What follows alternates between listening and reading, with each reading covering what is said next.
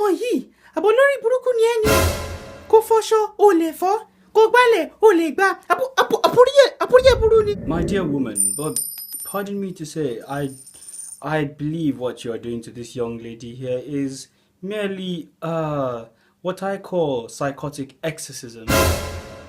Anu? I am not Anu, my dear woman. That name is unbefitting of my statutory place in society. To you, I am Annulus Corpus Comprehensus the first. Ṣé mo pé èmi ìyá ẹ̀ ló ń bá sọ̀rọ̀ báyìí?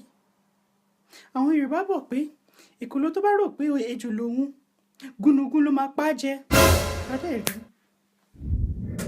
Piotr Tuture! Piotr Tuture! Otutu! Àyà mi ṣe fẹ́ Piotr ni. Okay, ma, mo mú bọ̀.